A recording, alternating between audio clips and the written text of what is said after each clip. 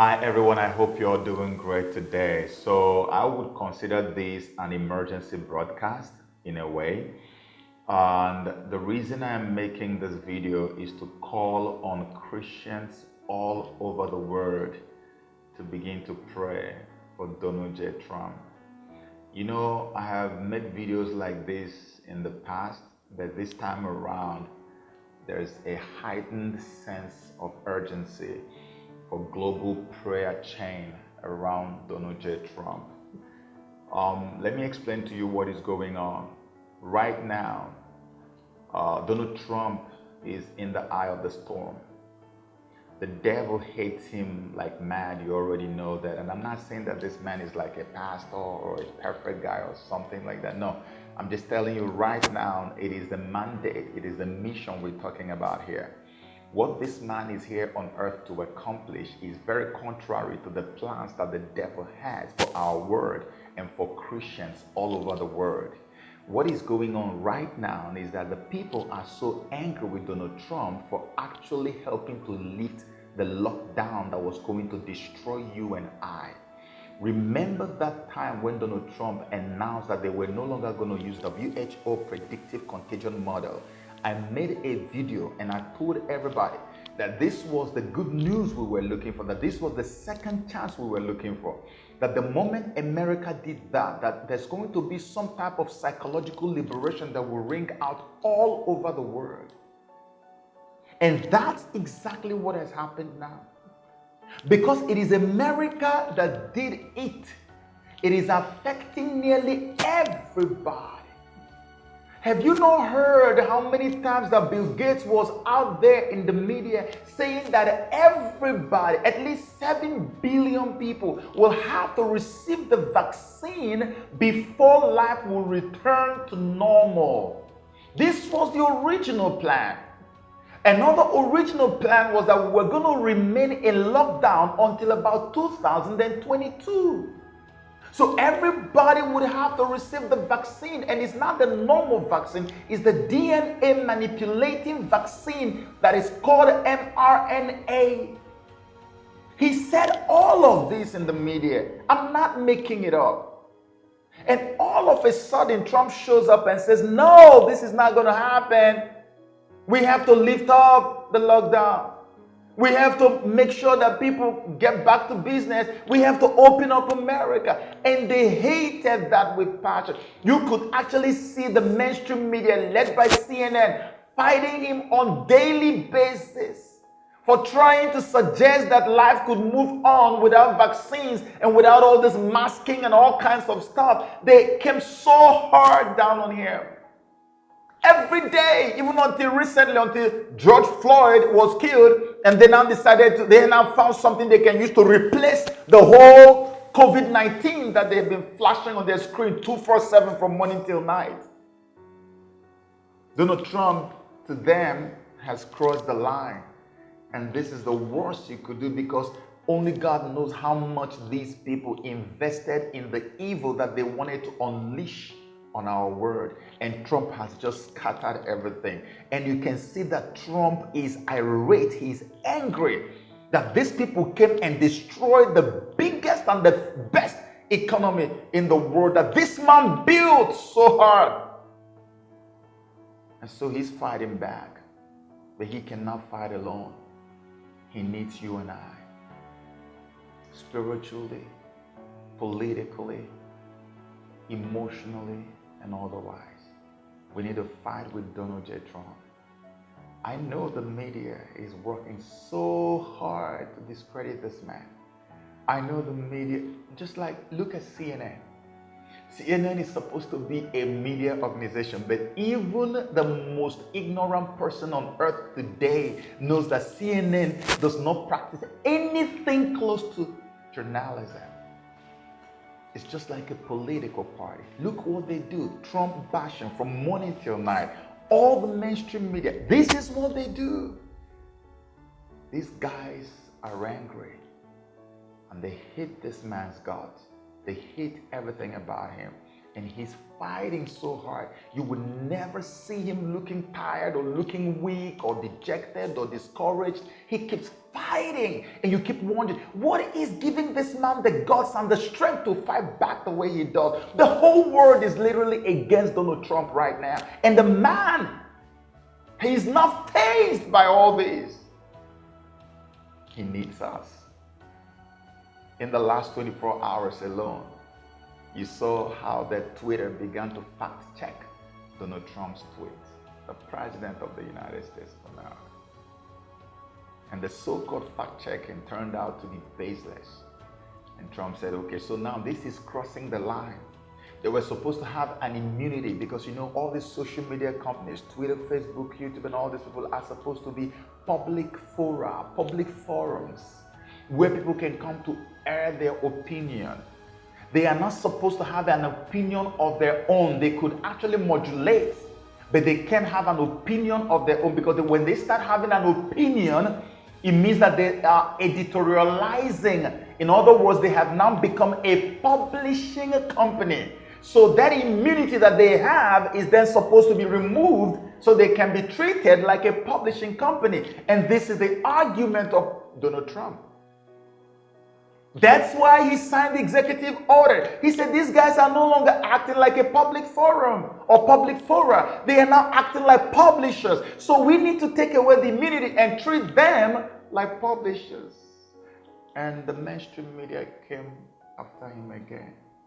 Just close to 24 hours after he signed that executive order, which actually many of us have been praying for and looking forward to, because if you were a conservative on social media, you would have cried out so many times on how these people censor us, how these people yank out our videos, and just, I mean, they just kind of like, they're policing our thought, like a thought police. So many conservatives were happy that Trump did this. Thank you very much. We're here today to defend free speech from one of the gravest dangers it has faced in American history, frankly. And you know what's going on as well as anybody. It's not good. A small handful of powerful social media monopolies controls a vast portion of all public and private communications in the United States. And we know what they are. We don't have to name them. We're going to give you a complete listing. The choices that Twitter makes when it chooses to suppress, edit, blacklist, shadow, ban are editorial decisions, pure and simple. They're editorial decisions. In those moments, Twitter ceases to be a neutral public platform and they become an editor with a viewpoint. And I think we can say that about others also, whether you're looking at Google, whether you're looking at Facebook, and what they're doing is tantamount to monopoly, you can say. It's tantamount to taking over the airwaves. Can't let it happen. Otherwise, we're not going to have a democracy. We're not going to have anything to do with a republic. We're fed up with it, and it's unfair, and it's been very unfair. And we'll see what happens. And just barely 24 hours after that, America indicated, as Trump has just announced, that they are ending their relationship with the World Health Organization. That is huge. Can you imagine? America has been one of the most formidable traditional fortresses, financial fortresses of the World Health Organization. America had given to W.H.O more than any other nation on earth. And the same America has asked the WHO, we need an investigation launched into your handling of the COVID-19 pandemic, because so many lives have been lost. We believe that there was a lot of carelessness involved in this. So we need an investigation so that it will be clear to all that we were either right or wrong. And if you could do that, we're going to stick with you and we continue to give you money. But WHO apparently does not want this investigation to happen. And so Trump has been alleging that the virus came from a lab in Wuhan. Trump has been alleging that the WHO is actually being run by China, that they take too much information from China. They rely too much on Chinese side of the story, or on Chinese information, or, over the other people. And all of that now is all suddenly becoming real. Because if WHO does not want investigations to be launched into the handling of the case, which could lead to a lot of lawsuits that will run into billions of dollars in settlement. It simply means that there might be something to Trump's allegation on what has happened with the pandemic. And so at the end of the day, as Trump is pulling away from WHO, we can all now comfortably make a conclusion that the WHO is now in the pockets of the Chinese. The world is now suffering as a result of the malfeasance of the Chinese government. China's cover-up of the Wuhan virus allowed the disease to spread all over the world, instigating a global pandemic that has cost more than 100,000 American lives and over 1 million lives worldwide. Chinese officials ignored their reporting obligations to the World Health Organization and pressured the World Health Organization to mislead the world when the virus was first discovered by Chinese authorities. Countless lives have been taken and profound economic hardship has been inflicted all around the globe. They strongly recommended against me doing the early ban from China, but I did it anyway and was proven to be 100% correct. China has total control over the World Health Organization, despite only paying $40 million per year, compared to what the United States has been paying, which is approximately $450 million a year. We have detailed the reforms that it must make and engage with them directly, but they have refused to act. Because they have failed to make the requested and greatly needed reforms, we will be today terminating our relationship with the World Health Organization and redirecting those funds to other worldwide and deserving urgent global public health needs. The world needs answers from China on the virus. We must have transparency. Why is it that China shut off infected people from Wuhan to all other parts of China? It went nowhere else. It didn't go to Beijing. It went nowhere else. But they allowed them to freely travel throughout the world, including Europe and the United States. The death and destruction caused by this is incalculable. We must have answers, not only for us, but for the rest of the world. This pandemic has underscored the crucial importance of building up America's economic independence, reshoring our critical supply chains, and protecting America's scientific and technological advances.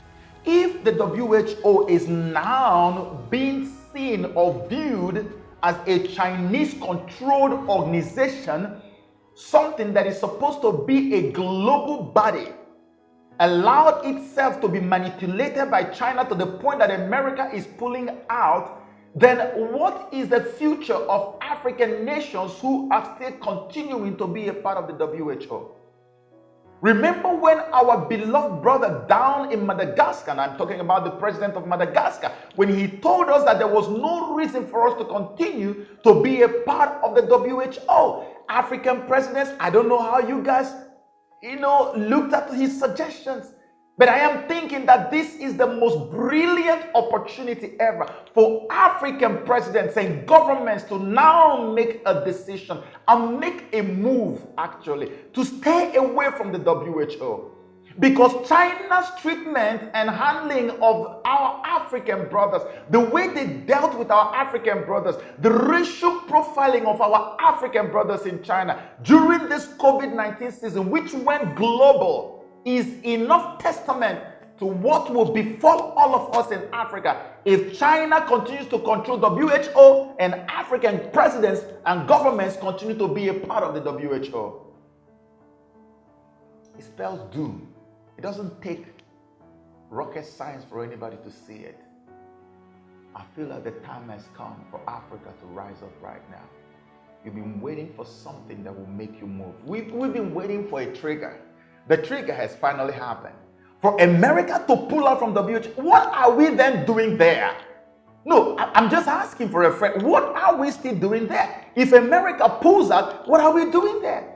WHO came after COVID organics that was made in Madagascar and was running it down. COVID organics proven to cure people. They didn't like it because it was made in Africa. Clear and simple. They harassed this guy from morning till night. They mess him up all over the place. Use the media to run him down. But we Africans knew and still do know that COVID organics has been working, that is very potent. And WHO did not think that it was right for an African or African physicians or medics to come up with a solution to our own internal problem, health problems. Why are we in WHO?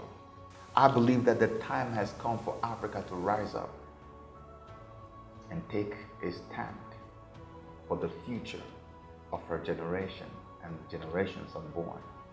I believe the time has come for us to take the bulls by the horn and defend what belongs to us.